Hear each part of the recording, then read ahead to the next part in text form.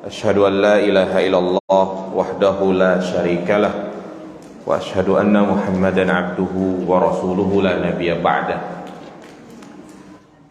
Selain pendidikan akidah, maka hendaknya kita menanamkan kepada anak kita agar mereka cinta terhadap ibadah-ibadah yang disyariatkan, terutama ibadah sholat. Iya, inilah kewajiban yang paling penting yang hendaknya kita didik anak kita agar mereka cinta terhadap sholat dan senang dengan mengerjakan sholat.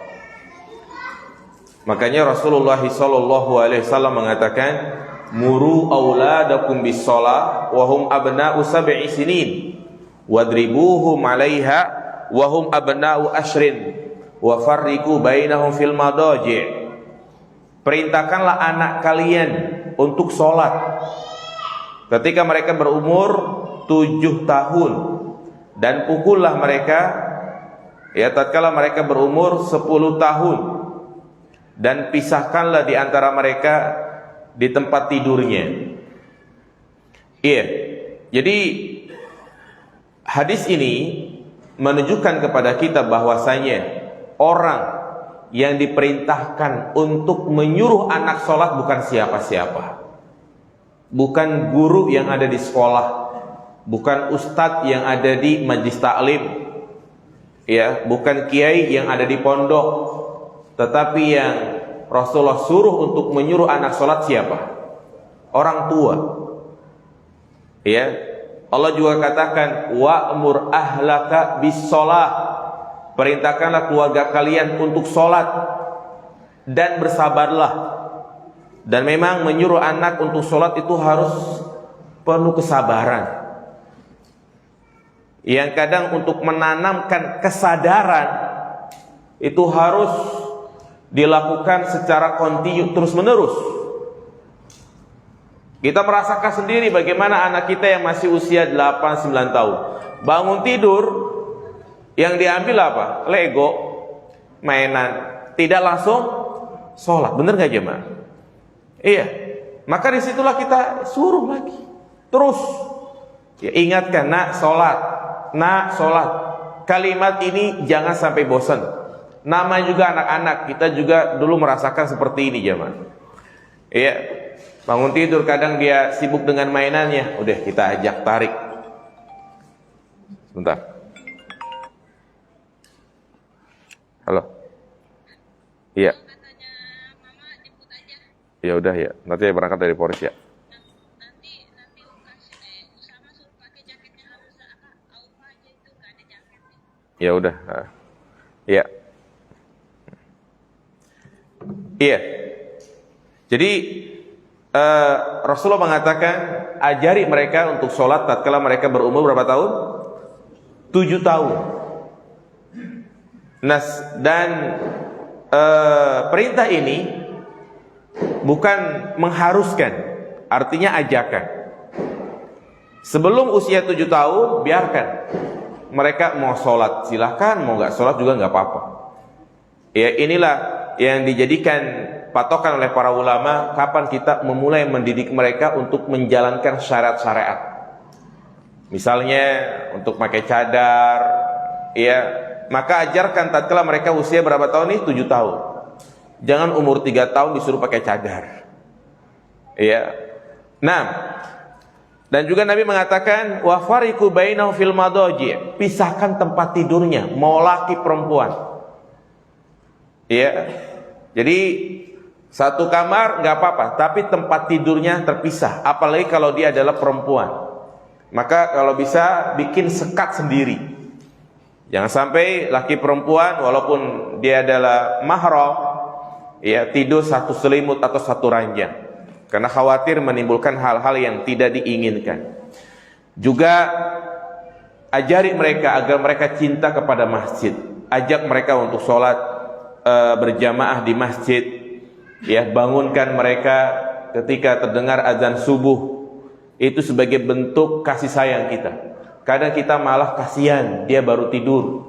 Kasihan dia semalam bergadang. Kasihan kalau dibangunin masih ngantuk. Ya, justru kita biarkan anak kita itu terjerumus ke dalam neraka, jamaah sekalian. Memang berat ya, harus diajarkan agar dia terbiasa. Ya, kalau sudah jam 5:30, jam 5, bangunin anak untuk sholat subuh. Jangan kita bangunin sudah jam 6:30 baru kita bangunin. Nanti kebiasaan sudah besar seperti itu. Ya, karena dengan kita membiasakan agar mereka mengerjakan sholat, ya insya Allah mereka juga akan terbiasa dan tidak berat lagi untuk mengerjakan ibadah. Juga yang penting untuk kita tanamkan adalah masalah adab. Adab-adab keseharian. Mulai dari adab makan, minum dengan tangan kanan, memulai dengan bismillah, ajarkan agar mereka makan sambil duduk, ya. Kemudian juga adab tidur, membaca doa, adab dalam berpakaian, semuanya ajarkan mereka sejak mereka masih kecil, jemaah. Itu yang menjadi kewajiban kita sebagai orang tua. Sebagaimana Rasulullah mengatakan kepada seorang anak kecil, ya gulam samillah wa kul biyaminik wa kul mimma yalik. Wahai anak kecil, ya ketika kau makan sebutlah nama Allah, makalah dengan tangan kananmu dan makanlah yang terdekat darimu. Juga di antara kewajiban orang tua kepada anaknya adalah ayya'dilu bainahum fil ataya wal miras. Qala Allah Ta'ala yusikumullahu fi auladikum. Yaitu hendaknya kita berbuat adil kepada anak-anak kita, tidak melakukan kezaliman, terutama di dalam memberikan harta.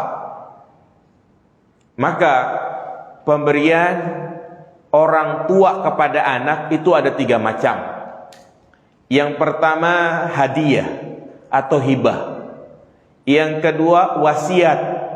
Dan yang ketiga warisan.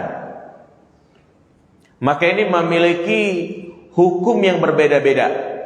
Hibah adalah pemberian yang dilakukan ketika orang tua masih hidup. Misalnya anak dibeliin motor, anak dibeliin mobil, itu namanya apa? Hibah atau hadiah. Yang kedua wasiat. Wasiat itu di mana orang tua berwasiat kepada salah satu dari anaknya. Nanti kalau bapak meninggal, rumah ini buat anak yang terakhir. Itu namanya apa? Wasiat. Nah, yang ketiga warisan. Warisan adalah harta peninggalan orang tua yang dibagikan kepada anak. Itu pengertian dari 3 pemberian ini. Dan memiliki 3 hukum yang berbeda juga. Hibah, pemberian orang tua kepada anak itu harus dilakukan dengan adil sama rata. Enggak boleh kita pilih kasih. Ya, karena Rasulullah mengatakan, "I'dilu baina auladikum finnahal kama tuhibbuna ayyadilu bainakum fil birri wal lataf." Berbuat adillah kalian kepada anak-anak kalian. Rasulullah SAW mengingkari perbuatan Bashir. Jadi Bashir dia punya anak namanya Nu'man. Ya, Bashir ini sangat cinta banget sama Nu'man. Sampai setiap kali dia punya sesuatu yang diberikan adalah Nu'man.